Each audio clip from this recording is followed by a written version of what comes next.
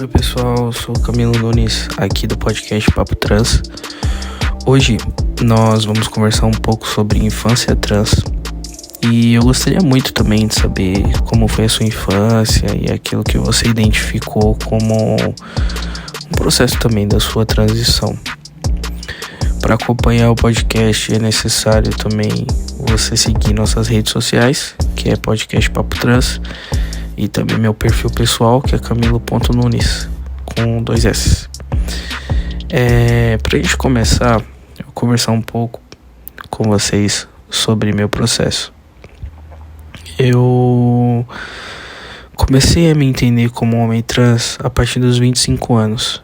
Eu não tive muito contato, com essa questão de sexualidade ou gênero, por conta da minha família ser uma família muito religiosa. E quando eu digo religiosa é porque eu frequentei a igreja por mais de 20 anos. Então, enfim, eu não só frequentava, como eu trabalhava lá também. Então era a minha vida, tudo aquilo, aquele mundo, né? É o que eu vivia, eu não conhecia outra coisa. Só que com 25 anos eu decidi sair por conta de questões pessoais, enfim, eu tava namorando uma mulher e na época eu não tinha transicionado ainda, era apenas uma mulher lésbica que tava namorando uma outra mulher. Eu não via problema nenhum continuar na igreja, mas eu sabia que as regras do lugar não correspondiam àquilo que eu estava vivendo. Então eu preferi sair numa boa, deixei todos os meus cargos direcionados para uma pessoa especial, né, especialista ali na questão. Enfim, resolvi sair. E quando eu saí, mesmo me assumindo para minha família, dizendo para as pessoas, olha, né, eu tô namorando uma mulher agora, enfim. Todo mundo já sabia e ao mesmo tempo as pessoas falavam, tudo bem, a gente já desconfiava, já sabia. Mas eu ainda sentia que tava faltando alguma coisa, que não era aquilo. E comecei a andar com algumas amigas, algumas pessoas, e comecei a perceber que não era a minha identidade ainda, que ali não tava se encaixando, né? Eu sei que existem mulheres lésbicas que se vestem de uma forma que é considerada, né, que é designada a roupas que são designadas a homens, por exemplo, e tá tudo bem, eu sei que existem, né, categorias de lésbicas, enfim, e que as pessoas falam, né, que tem a Desfem, a Patricinha, e eu sabia que eu tava ali, só que ao mesmo tempo não era aquilo, né, eu me sentia bem e tal, na forma que eu me vestia, na forma que eu falava, mas ainda não era sobre sexualidade. Então eu comecei a entender todo o meu processo de crescimento, da infância para a adolescência. Comecei a perceber que eu gostava assim de brincar de boneca de casa, essas coisas, mas que o jeito que eu brincava era diferente. Porque criança, gente, é criança. Criança brinca de bola, de boneca ao mesmo tempo. Mas quando você vai crescendo, que você vai tendo suas preferências, eu fui preferindo algumas coisas diferentes das outras crianças, por exemplo, da minha prima. Fui escolhendo certos tipos de brinquedo, fui fazendo as minhas escolhas. E aí eu percebi, né, olhando, com 25 anos, olhando pra minha infância e adolescência, que eu era realmente um homem trans. Só que como que eu faria aquilo? Como que eu iria olhar pra minha vida e falar, agora eu vou mudar tudo? Não tem como. Só que a gente não muda tudo. A gente é daquele jeito e a gente sempre foi. Só que a gente era visto pelas pessoas e visto por nós mesmos como alguém diferente. Então eu comecei a perceber que na adolescência eu me vestia de uma forma diferente, mas não era só o vestir, era o pensar, era o agir. Eu era como os outros meninos também, só que com um cabelo diferente do deles, com um nome diferente, com as pessoas me tratavam de forma diferente. E era isso que tinha de diferente. A minha diferença entre eu e eles era só essa. Mas eles me tratavam como igual eles. Não tinha meninos Tinha até alguns interessados em mim, mas eu não via eles como algo que me interessasse sexualmente. E comecei a perceber certas, né, ações da minha adolescência que me fizeram entender quem eu sou hoje. Uma outra coisa também que mudou bastante pra mim, né, a leitura que as pessoas fazem de nós quando nós somos pessoas trans é uma coisa delicada, né, e ao mesmo tempo precisa. A gente começa a ser tratado diferente, né? Quando as pessoas entendem que somos pessoas, por exemplo, sou um homem trans hoje, então as pessoas me tratam diferente por eu ser um homem trans. E isso não tá ligado ao fato de ser trans, mas, por exemplo, de ser um homem branco de barba. Então, né, o comportamento das pessoas comigo é diferente de quando eu era uma menina, uma mulher de 20 e poucos anos. Então, tudo muda, né? E aí a gente é a mesma pessoa. Não mudou nada, caráter, escolhas, que mais? As preferências de vida, nada. Alguns comportamentos precisam mudar, né? Porque, como eu falei, a sociedade lê a gente de uma outra forma e acaba que precisa ser visto de uma forma diferente. Enfim, então, esse processo da adolescência, né, tinha dias na escola que eu escolhi, e cada dia da escola, tipo de segunda a sexta, eu escolhi ir cada dia com uma camiseta do time de várzea que meu pai jogava. Então eu comecei a pegar a roupa do meu pai, comecei a usar essas roupas indo pra escola. E ele começou a perceber também, ele falava, pô, minhas roupas estão sumindo. Enfim, como eu falei, existem mulheres lésbicas que se vestem de uma forma que é considerada pela sociedade masculina. Mas esse não é o caso. Esse é o caso de uma história de um cara trans que descobriu que é trans em um processo da vida com 25 anos, onde não pôde carregar essa descoberta porque eu achava que não ia dar certo. E aí, uma das coisas que pegou muito pra mim foi que, não sei se pra vocês também, né? Porque eu fui criado na igreja, então eu pensava assim, poxa, eu já sou uma mulher lésbica. Se eu falar que sou trans, Deus vai me odiar. Então, é muito pra mim. E realmente era muito pra mim carregar aquilo. Tanto que eu esperei um pouco, né? Eu comecei a fazer um acompanhamento psicológico no Centro de Cidadania gratuito de São Paulo, para me entender melhor e para entender esse processo, né? Psicólogo não é pra gente que tem problema mental, é para todo mundo. E para você poder entender como a sociedade funciona e como você funciona, como você mesmo. E isso é interessante, né? Porque a gente não perde muito a nossa essência, a nossa verdade. Então, todo esse acompanhamento me ajudou bastante. Enfim, eu treinava e aí eu pensava assim, pô, eu tô treinando, mas eu não tô ficando do jeito que eu gostaria de ficar, né, fisicamente. Tipo, por que eu tô treinando, sabe? Eu treinava e pensava assim, ué, tem alguma coisa errada. Eu não tô fisicamente do jeito que eu gostaria de estar. E aí eu comecei a entender que, né, que não era sobre aquilo, né, não era sobre o meu jeito, enfim. E aí o que acontece? Nessa época as pessoas me confundiam com um menino, né? E eu achava o máximo. Ao mesmo tempo que eu ficava constrangido, mas eu achava o máximo. Porque eu pensava assim, bom, estão me confundindo, né? Porque tem alguma coisa, né? E pra mim, essa confundir antes, né?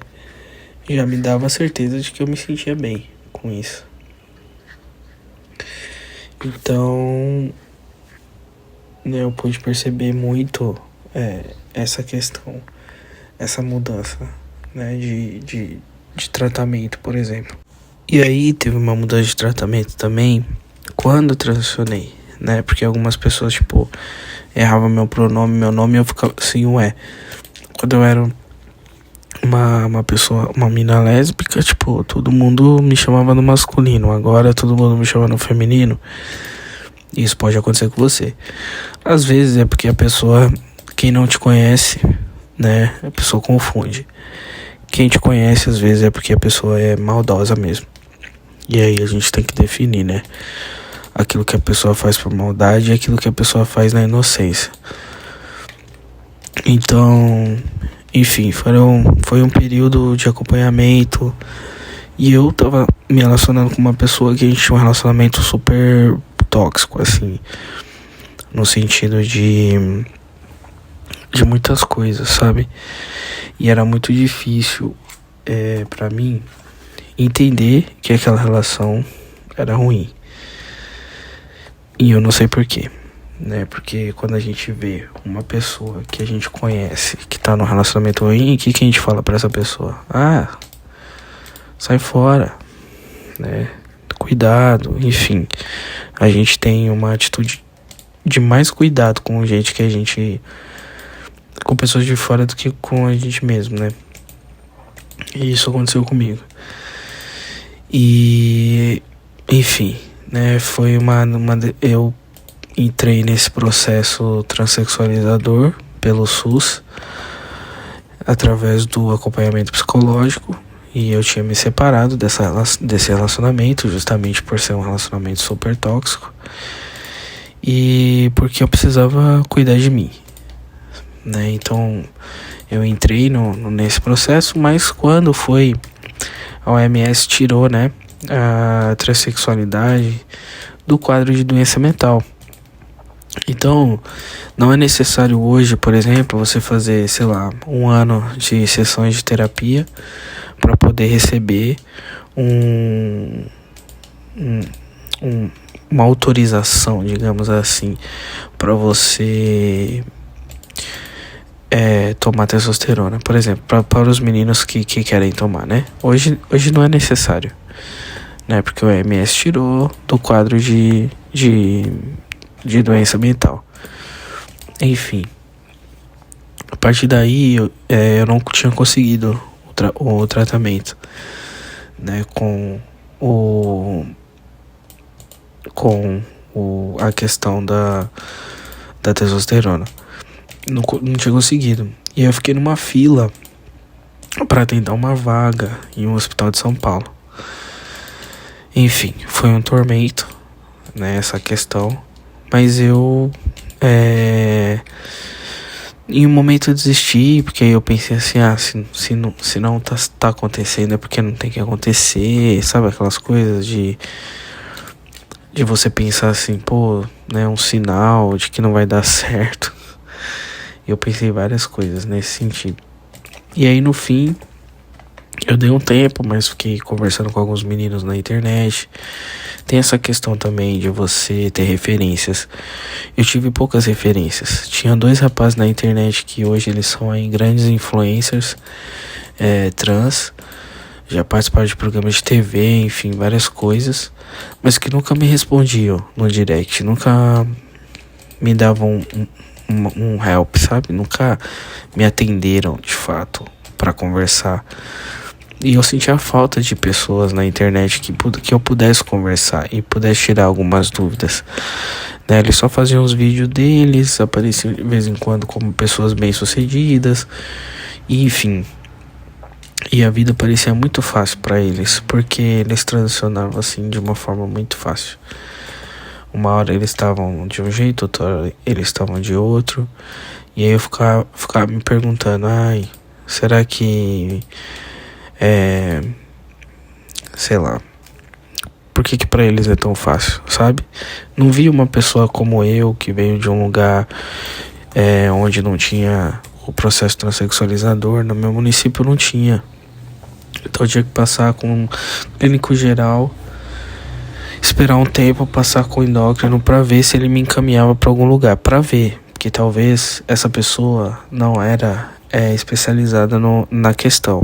Se ele não tinha conhecimento sobre pessoas trans, ele provavelmente não iria me encaminhar. Então, eu realmente estava ali sem referências. E aí eu conheci um cara na internet, que foi o único que me respondeu, que usava o nome Dai alguma coisa que eu já esqueci. E ele foi o único que me respondeu, do Rio Grande do Sul, e meio tinha me falado sobre o processo transexualizador, tanto via SUS quanto particular, que ele fazia pelos dois, e aquele que atendia ele mais rápido, ele continuava, né, o processo. E aí eu, sabendo que São Paulo tinha, né, então eu tinha falado pra ele que não tinha conseguido, enfim, que tava na fila. E nesse meio tempo várias coisas aconteceram na minha vida, né? Eu me relacionei com outras pessoas, eu fui fazer coisas que eu gostava, fui me envolver com música, né, novamente, fui estudar novamente, fui fazer várias outras coisas, mas ali dentro eu falava, pô, eu não me sinto pertencente, né, a certas coisas, a uma realidade que eu tô vivendo, né? Só que como é que eu vou viver assim, sem essa ajuda, né, no sentido de sem passar por esse processo, porque não vai dar certo. Pensava comigo, não vai dar certo, eu vou chegar lá, vão falar que não vão me atender, enfim, quando chegar a minha vez, né, vão falar que não vão, e aí vai dar tudo errado. E eu tinha muito esse pensamento, que eu pensava que não ia dar certo. E realmente, se a gente for parar pra pensar, certas coisas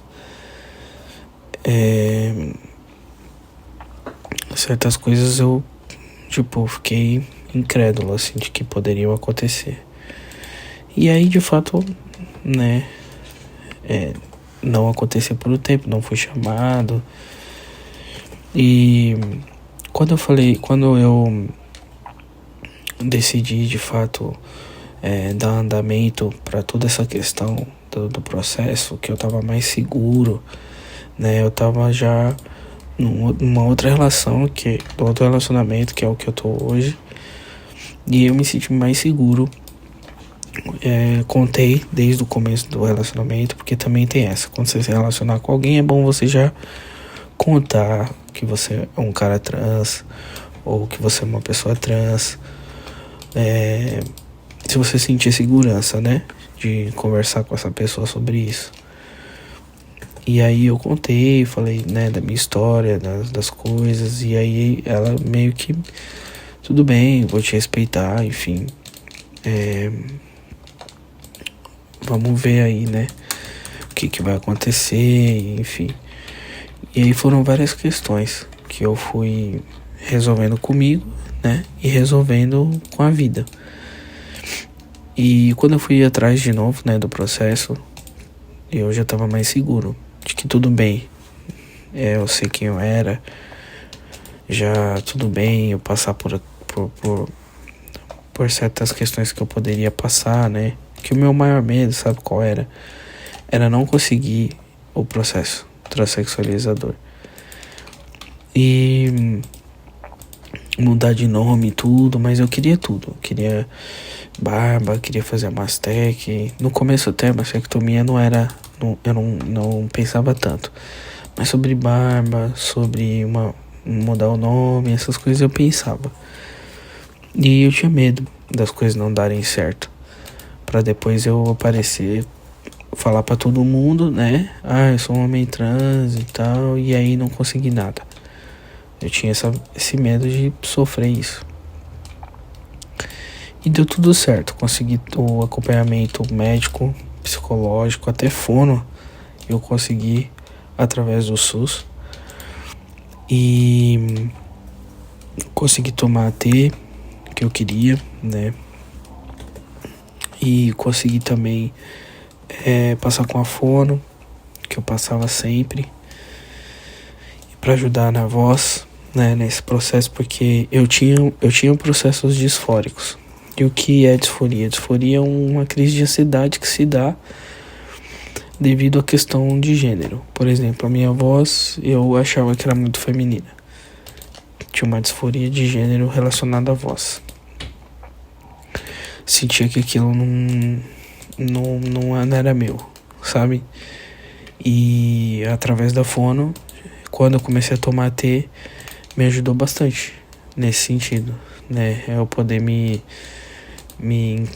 encaixar melhor em toda esse processo. E isso foi muito bom pra mim. E, enfim, consegui acompanhamento psicológico, fono, um médico, todos os exames, né? Eu costumo dizer para muitos meninos: não façam nenhum processo transexualizador de forma independente, sozinho. A prioridade é você cuidar de você, da sua saúde. Não é você fazer tudo sozinho, da cabeça. Achar que não, que eu vi na internet, o menino toma de 15 em 15. Se eu tomar de 15 em 15 eu tô bem. Mas você não sabe como teu organismo vai reagir. Você não sabe se ele vai... se você vai se adequar a esse modelo.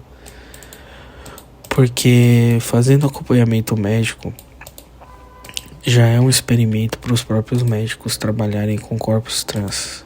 Imagine você que está fazendo de forma independente. Então assim, não faça. Ah, mas na minha cidade não tem, enfim. Tem também um médico para pelo menos ver os seus exames. Sabe, aquela coisa de tipo, tem, né, passar com um clínico geral para ver como tá seu fígado, como tá os organismos. Porque não adianta a gente achar que também que todo mundo vai conseguir fazer o acompanhamento médico, que não vai, não tem. Tem estado do Brasil que não existe. Tem município em São Paulo que não existe.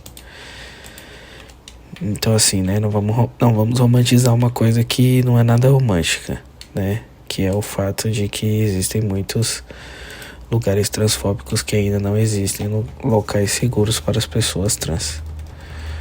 Então, isso pode acontecer. Mas pelo menos assim, você ter um médico, né? Você marcar um médico que você possa fazer exames como ultrassom do fígado, exames de sangue geral, ver como está o nível da sua testosterona, entender como está a questão sanguínea, sabe? Tudo isso pode te ajudar, mesmo na sua cidade não tendo um processo transexualizador, para você aí que toma testosterona de forma independente. Então tudo isso que eu falei agora pode te auxiliar aí nesse processo. Enfim, voltando para falar um pouco, né? Terminando meu cronograma, minha história. Enfim, gente, foi isso. Foi uma grande luta. Eu com, né? Uma luta interna minha, mais preciso assim, e onde eu lutei muito pela minha felicidade. Lutei comigo mesmo, no sentido de, pô, você tá fazendo coisa errada, pô, não sei o que, porque eu vivi a vida inteira tentando agradar as pessoas, tentando fazer com que as pessoas olhassem pra mim com um olhar de amor, não pelo que eu sou, mas pelas coisas que eu fazia. E aí quando eu me vi numa situação onde ou você se assume você, ou o resto vai te engolir, ou é melhor ficar aí mesmo, na situação que você tá, querendo agradar todo mundo, fazer tudo por todo mundo. Que a coisa mais difícil que eu tinha feito foi tentar me entender. E eu já tinha visto que eu era uma pessoa trans, que eu era um cara trans, né? Eu já sabia, eu falei, mano, eu sou homem, mas não sou um homem cis, então eu sou um cara trans. Então, preciso fazer alguma coisa, né? E aí que despertou, eu falei, não, preciso fazer alguma coisa. Já tava nesse outro relacionamento que eu tô até hoje. Disse pra ela o que eu queria. Ela foi lá, me ajudou, falou, não, vamos pra tal lugar, tentar fazer com que você tenha um atendimento pra você começar a tomar a testosterona. Foram várias crises de disforia com a voz, disforia com os seios, disforia genital, enfim, várias coisas que passou pela minha cabeça. E eu fui começando. Quando eu tomei a primeira T, eu fiquei aliviado, que eu falei, é um processo agora. E as coisas foram acontecendo, primeiro a voz, depois o corpo, depois o rosto. As coisas foram mudando aos poucos, né? E no fim deu tudo certo. Então, o processo às vezes vai parecer difícil, vai parecer sozinho, solitário, enfim. Mas é você com você.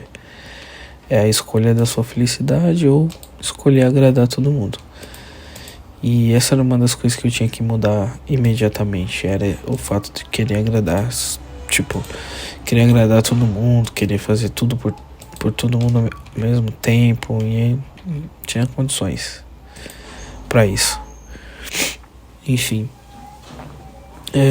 E aí, dentro desse processo, quando eu olhei pra minha infância e adolescência, eu percebi o porquê de algumas escolhas, porquê de alguns comportamentos. Na igreja tinha acampamento e os meninos ficavam distante das meninas. E eu ficava me perguntando, por que eu tenho que ficar? Por que eu tenho que ser? Por que eu não pode ficar junto? Por quê? Né? Porque eu não pertencia àquele grupo, né? Eu era ali lido como uma menina, então eu tinha que ficar automaticamente com elas, né? Enfim. Mas eu só pude conseguir ler tudo isso, né? Entender tudo isso a partir do momento que eu tinha aceitado que eu era um homem trans. Então eu não podia fazer aquilo sem antes me entender como pessoa mesmo, sabe? Pertencente ao mundo, às coisas que estavam acontecendo. E ninguém também ensina isso pra gente, né? Como eu falei, eu tinha poucas referências. Muitos homens trans que eu procurava conversar não tinham nem interesse em trocar ideia, em me auxiliar em alguma coisa. Foi uma coisa que partiu muito de mim, assim, entender as coisas. Então, se você tá no começo do processo, se você já iniciou, se você é novo, se você não importa a sua idade. O que importa é você ser você mesmo. Isso que importa. O que importa é você acordar de manhã e poder se reconhecer como pessoa. Poder se reconhecer sendo quem você é. Pra você entender a sua identidade. Entender o que você quer a partir disso. Né? A partir de ser... Ninguém escolhe ser uma pessoa trans. Ninguém acorda e fala, hoje o meu nome vai mudar. Não, ninguém escolhe. Porque é todo um processo interno dificílimo, assim, bem beirando a questão da muita dificuldade, né?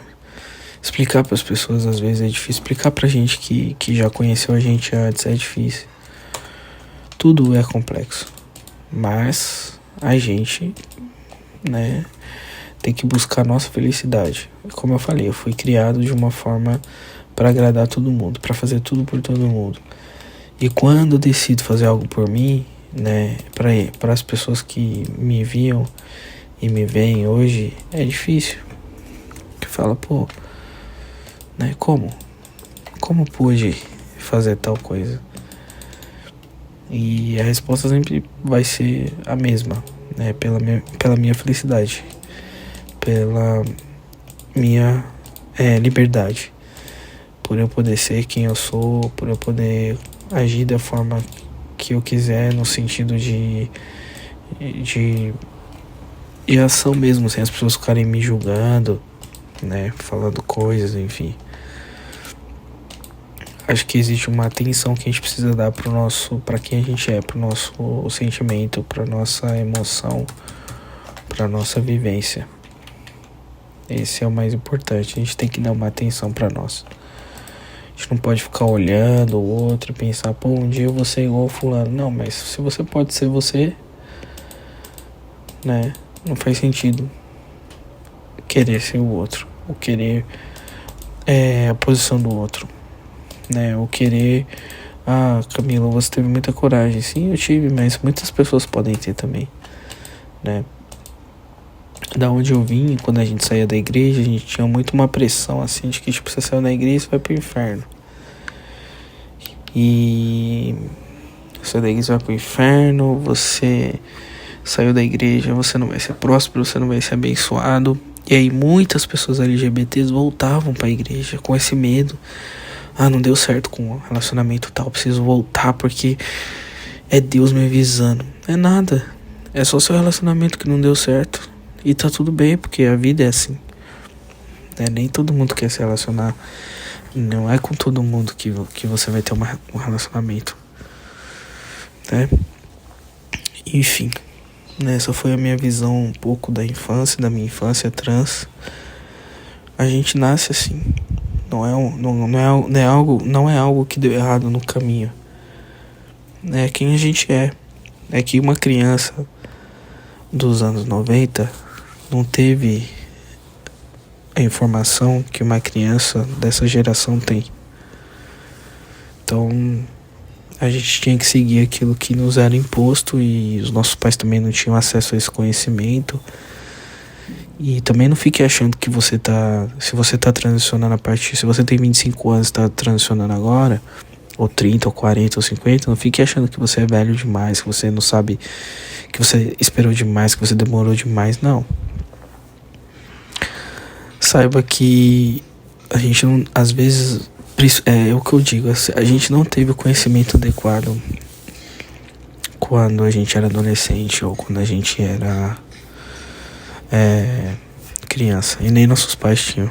Então a gente tem que se cobrar por uma coisa que não existia naquela época, que era essa conversa, esse bate-papo, que era falar sobre gênero e sexualidade. Não existia esse tipo de conversa.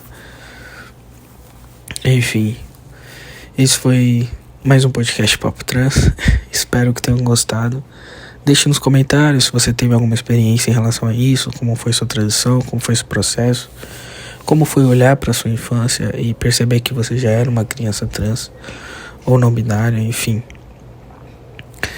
Pessoas dos anos 90, 80 vão entender muito sobre esse podcast. E você que é mais novo, ou você que é uma pessoa cis, também vai entender muito como esse processo acontece internamente, como a gente se vê e como as pessoas nos veem no sentido de ser uma pessoa trans. Tá bom? Espero que você siga o podcast Papo Trans em todas as redes. Acompanhe também a página Camilo.Nunes, tanto no Instagram quanto no TikTok, e que você possa curtir, compartilhar, comentar e divulgar esse trabalho. Obrigado, até a próxima.